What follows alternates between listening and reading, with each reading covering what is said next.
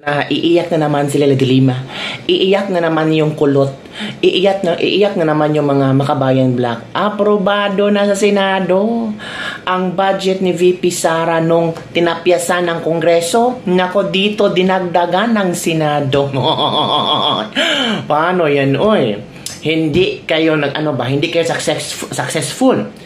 Congrats VP Sara, panalo ka na naman mga kabibig. Ito mga kabibig, 2 minuto pa lang ang nakalipas, lusot na sa Senado ang proposed budget ng Office of the Vice President para sa susunod na taon. Congratulations VP Sara, ikaw na. VP Deliberation, dumating si VP Sara. As in talagang umupo siya, pero with less than 2 minutes ay aprobado na. Kumusta Dilima? Iiyak ka na naman. Papa-interview ko na naman. Naiiyak naman kayo mga kulot. Watch this video. Will move to reduce the budget of the Office of the Vice President in light of these new developments. I propose an amendment to the budget of the Office of the Vice President in the form of a reduction from 889.24 million to its 2025 level of 733.2 million, representing a reduction of 156 million or 17.5%.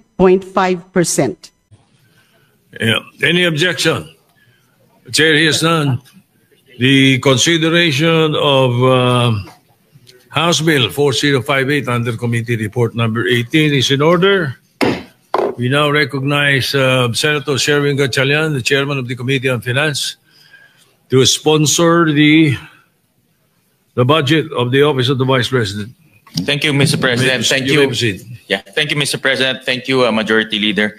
Mr. President, we respectfully submit for the body's consideration the proposed new appropriations for the Office of the Vice President for fiscal year 2026 amounting to 889 million pesos. Thank you, Mr. President.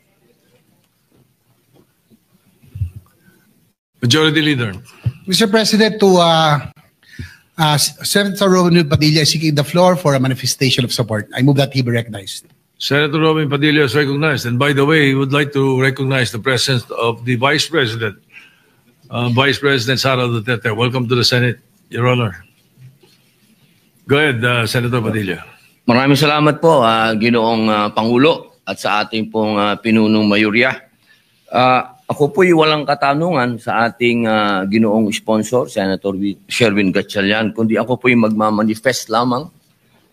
Ako po'y natutuwa sapagkat dito po sa ating bulwagan ay ating hindi binawasan ang budget ng ating pangalawang Pangulo, bagkus ay dinagdagan. Sapagkat alam niyo po, sa akin pong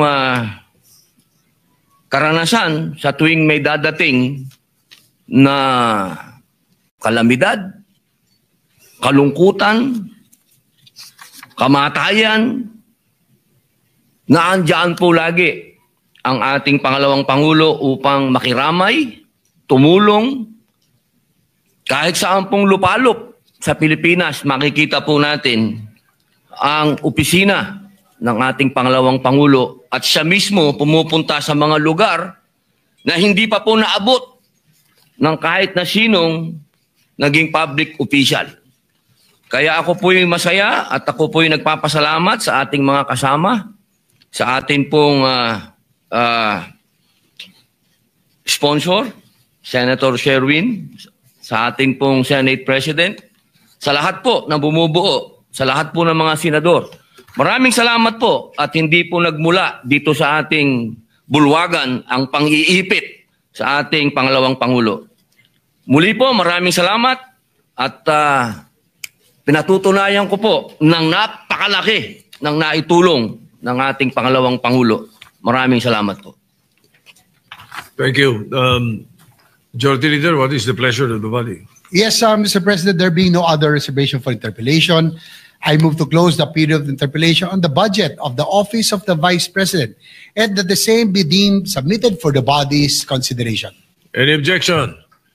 Hearing none, The budget of the Office of the Vice President is hereby deemed submitted. 1 minute suspension. So, yun na kabibig. Success si VP Sara. Panalo talaga si VP Sara. Oy, ano lang kaya sabihin ni ni Lele de Lima. At talagang tumayo-tayo pa siya doon. Banatan niya si VP Sara tungkol sa accountability, transparency. Tapos, present, proud siya na kakaltasan niya ang OVP budget. Hindi siya nagtaka, hindi siya napahi sarili niya, na ang dami na tulungan ng OVP. Baka bulag-bulag lang daw si Dilima, hindi niya nakikita na sa panahon ng kalamidad, sa panahon ng sakuna, una talagang pupunta doon ang OVP, mamimigay na ng pagkain. Kasi, bakit pagkain? Konti lang ang budget ng OVP kumpara sa DOJ, kumpara sa Office of the Ombudsman, kumpara kay BBM.